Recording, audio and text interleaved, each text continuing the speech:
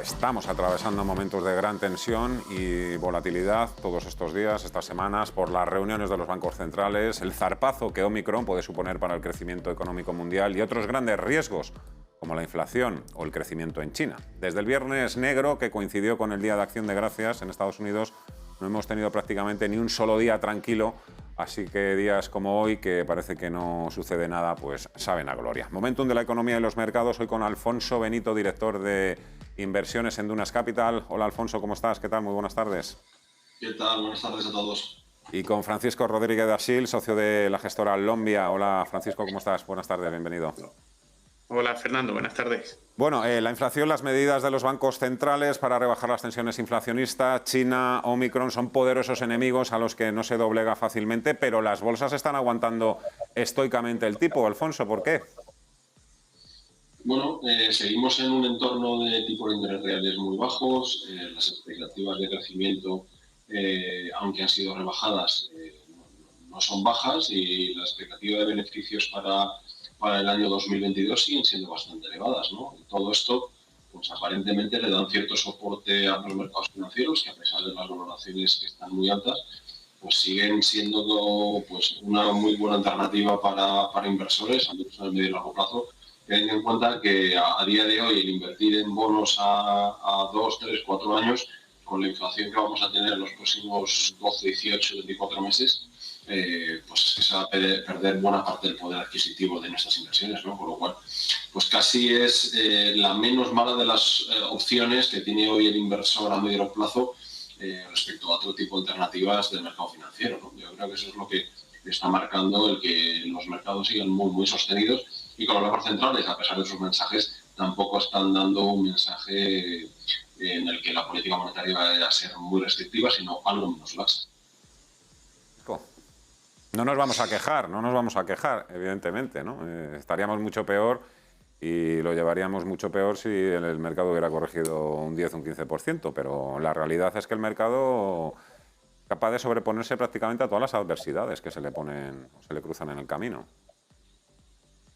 Bueno, en ese sentido, yo por complementar, Fernando, en ese sentido nosotros como gestores activos y muy de bolsa históricamente, nosotros cuando invertimos en pequeñas y medianas compañías en Europa, sobre todo, que tenemos nichos de mercado muy potentes, vemos cómo en un mundo tan disruptivo como el que estamos, donde la innovación, la tecnología juegan un rol fundamental en el desarrollo de muchas dinámicas que nuestra sociedad necesita para las próximas décadas, qué mejor sitio para estar invertido en innovación, en desarrollo, en I+D, ¿no? en tecnología, que ese segmento, ¿no? Y para los próximos años, a pesar de todo este ruido macroeconómico que estamos viendo con inflación, con normalización de tipos de interés, yo creo que la mirada debe estar puesta en realmente cuáles son las compañías que van a salir ganando de todo este proceso en el que estamos, ¿no? Y allí es donde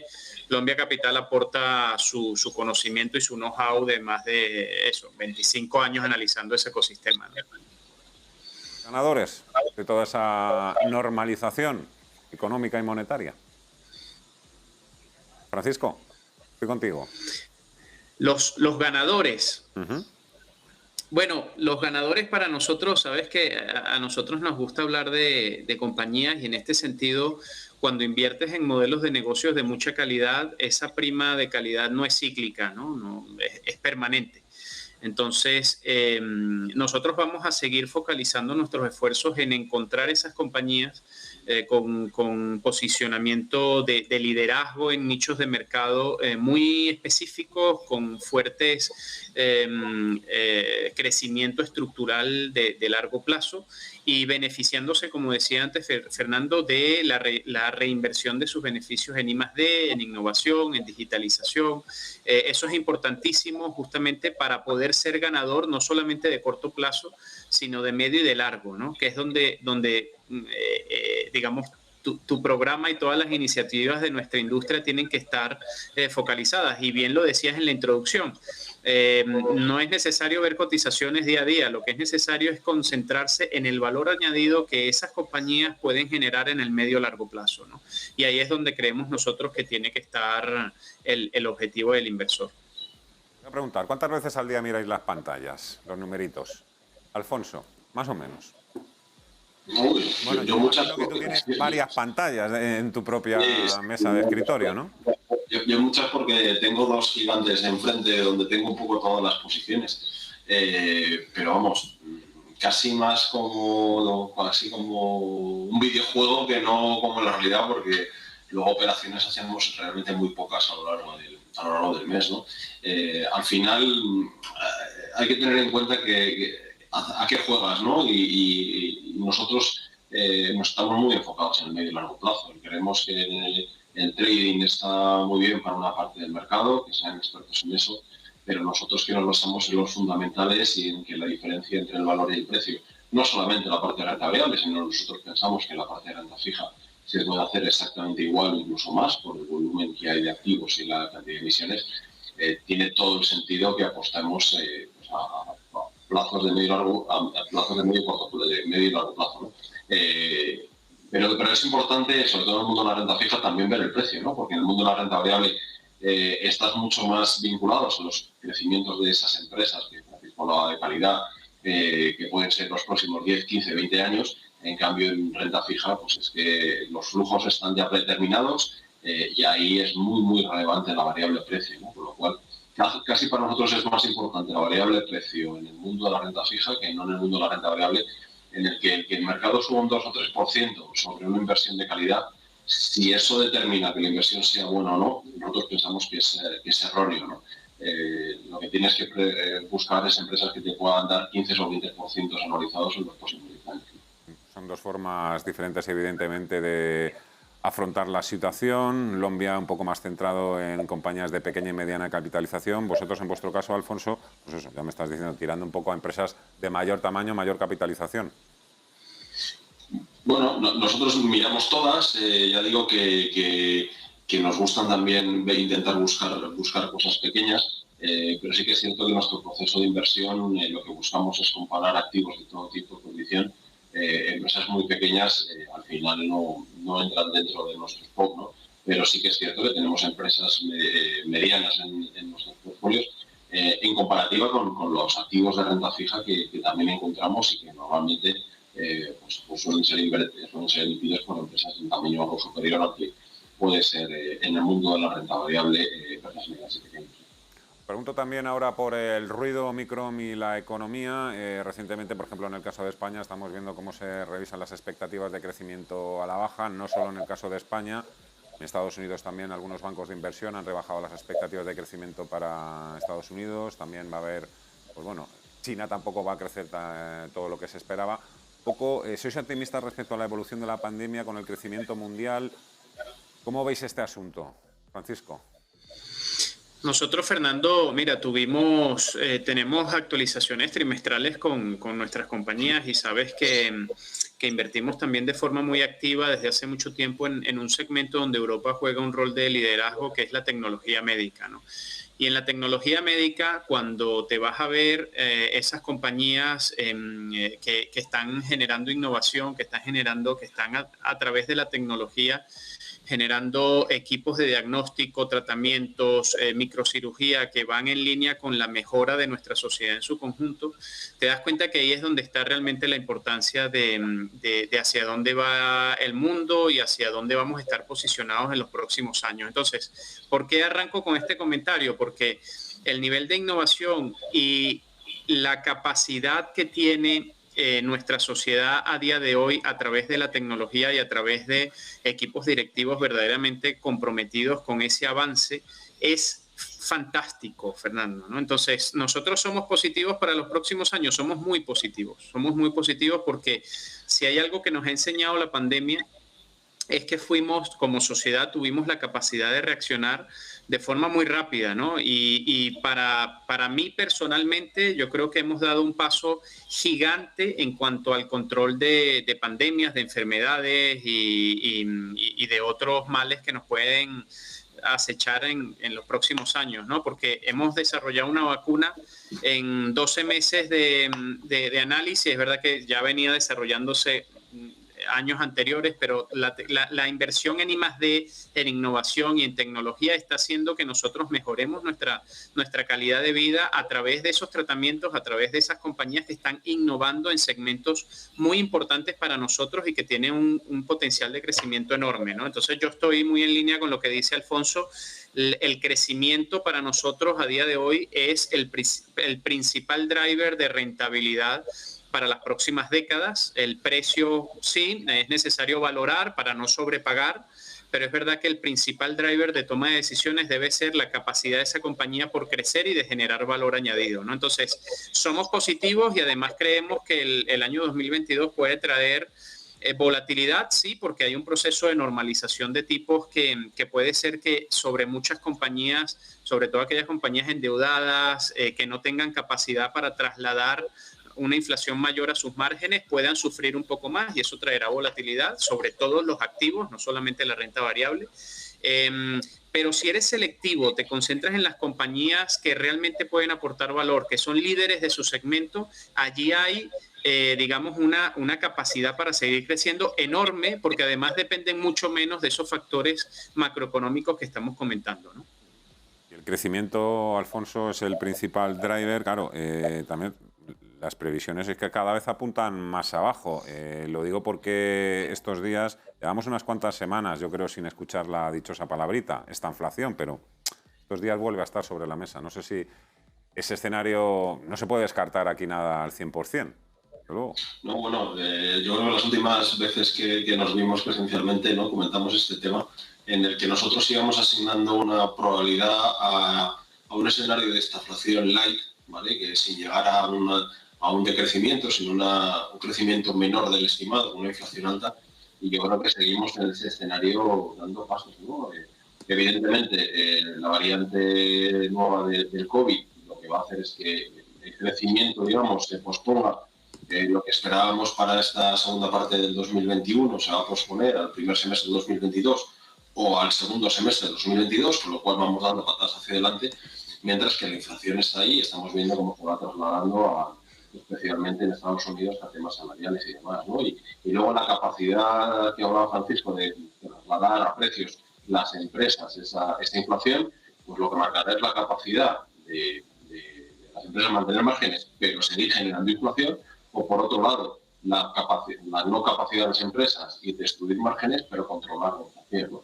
Entonces, bueno, pues es un escenario complejo y adicionalmente, si volvemos a un escenario de un cierto confinamiento, vamos a ponerlo suave, volvemos a lo mismo, a que buena parte de la población va a tener recursos disponibles no utilizables en partes de la economía, ¿no? Viajes, el turismo y tal, y esto volverá a meter presión sobre los bienes materiales, las compras por internet o cosas por el estilo, y eso de nuevo vuelve a poner tensión en las cadenas logísticas, ¿no? Es decir, que no, ya los bancos centrales obviamente han dicho que la inflación va a durar más de lo que esperamos, y por otro lado lo que estamos viendo es que esto el crecimiento lo está ralentizando, ¿no? Con lo cual ese escenario de esta inflación light pues va teniendo un poco más de probabilidad para el año 2022. Sin que esto tenga que ser ningún drama ni nada por el estilo, y unido a la cierta normalización que hemos comentado antes de la parte de tipos, pues puede hacer que el año 2022, aunque sea temporalmente, pues pueda ser un año más complejo para los mercados financieros que lo que hemos visto este año 2021, en el que hasta apenas hace 6 semanas la volatilidad prácticamente ha sido inexistente y los mercados han tenido un comportamiento, al menos los activos de riesgo, extraordinariamente bueno, al menos con lo que preveíamos a principios del 2021. Esta inflación light que de alguna forma esperáis, no casa muy bien con la bolsa española, que depende mucho del consumo y del crecimiento. Alfonso, la bolsa española, la verdad es que ha tenido un año decepcionante. Hay buenas expectativas de cara a 2022, pues con la reapertura de la economía, las vacunas, una vez que esperemos, crucemos los dedos y vaya desapareciendo la pandemia o las mutaciones, las variantes sean cada vez menos agresivas. Pero claro, si no suben los tipos de interés 2022 el Banco Central Europeo, el IBEX 35 la verdad es que tiene poco que rascar el próximo año, en principio, a priori. A priori parece difícil que durante el año 2022 el Banco Central Europeo vaya a subir los tipos, ¿no? Y el año 21 hay que tener en cuenta que ha habido muchos elementos específicos de empresas líderes en el IBEX que afectan mucho, ¿no? Amadeus, el tema de la extensión de la COVID, Iberdrola, Endesa, Naturgy con las medidas del gobierno que afecta a sus beneficios, Celnex con sus problemas en el Reino Unido en las últimas semanas, Inditex con su cambio de presidente, es decir, que ha habido muchos elementos que afectan de forma muy significativa. Y si comparamos con Europa, por ejemplo, es que ha habido Europa, casi el 50% de la subida del mercado europeo, por ejemplo, en Eurostock, ha venido determinado por prácticamente 2 o 3 compañías como son Louis Vuitton, L'Oréal y SML, ¿no? Empresas tecnológicas o de lujo, que en España no hay. Si quitamos eso, la diferencia entre la bolsa española y la bolsa europea no ha sido tan significativa, pero evidentemente España está mucho más centrado en lo que podríamos llamar la vieja economía, que no la economía digital o la economía más vinculada hacia el mundo asiático, que no el latinoamericano, que es otro elemento importante en el que el comportamiento de las bolsas latinoamericanas ha sido muy complejo, y esto sin duda está afectando al IBEX 35, porque en gran medida muchos inversores le ven como puerta de entrada de inversión en empresas latinoamericanas. Vosotros, por ejemplo, en vuestro caso, en vuestro fondo, en el Lombia Avenir Midcap Euro, ¿tenéis alguna empresa española? No tenemos. A día de hoy no, y la verdad que llevamos algunos años sin invertir en España. Yo suscribo totalmente lo que dice Alfonso, ¿no? Estamos en una economía que ha cambiado muchísimo desde los años 80 y 90, ¿no? Donde el componente industrial, el componente del hardware pesaba mucho más en las carteras, en el allocation, ¿no? Y ahora, durante las últimas 2 décadas, nos hemos trasladado hacia segmentos mucho más de software, de valor añadido en la automatización, lo explicabas antes, en el procesamiento de data, en la inteligencia artificial, en la innovación, ¿no? Como concepto general. Y eso es lo que nosotros echamos de menos en España. El día que lo encontremos, seguramente que lo veremos con mucho cuidado. Ha sido un año también de importantes cambios en vuestra casa. Alfonso, lo digo porque también habéis lanzado nuevos productos que tienen que ver con la sostenibilidad, la inversión responsable, el impacto, un poco cuáles son las expectativas que manejáis para 2022. Parece que ahí el flujo de fondos va a seguir siendo muy relevante, desde luego. Bueno, nosotros desde hace ya 2 o 3 años hicimos una inversión muy clara en el mundo de la sostenibilidad entendida como incorporar dentro de la casa tanto productos como procesos e información extrafinanciera a la toma de decisiones, y adicionalmente lo que hemos seguido es, bueno, pues viendo la demanda que existía en el mercado por productos puramente sostenibles, bueno, pues hemos lanzado 2 fondos dentro del mundo de la gestión alternativa, un fondo que invierte en energía renovable, especialmente fotovoltaica. Sabemos y estamos viendo en nuestro país las necesidades energéticas que tenemos y cuán disparatados están los precios de la luz, y es una revolución tecnológica o eléctrica en el cual nos vamos a ver inmersos en toda Europa y especialmente en España, y creemos que es un sector que tiene todo el sentido y que tiene unas rentabilidades atractivas con un marco regulatorio a nivel europeo bastante claro.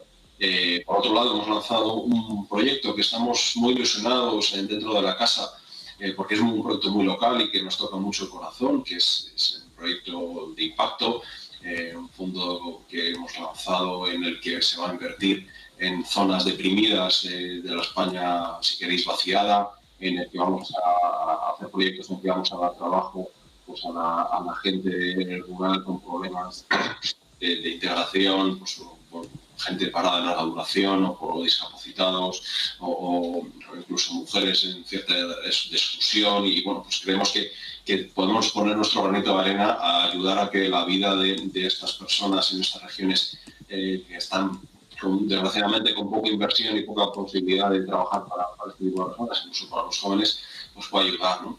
Y por último, luego nosotros tenemos un fondo en el que pensamos que en Estados Unidos la capacidad de extraer valor desde el punto de vista del bottom-up es complicado, y nosotros llevamos mucho tiempo con un fondo indexado a un gran índice norteamericano. Lo que hemos hecho es indexarlo a un fondo ESG, en el que creemos, por un lado, el flujo que está recibiendo este tipo de compañías es muy importante, y por otro lado, hay una demanda creciente por parte de los inversores en invertir en este tipo de temáticas a nivel institucional, y poco a poco se ve ese apetito a nivel retail.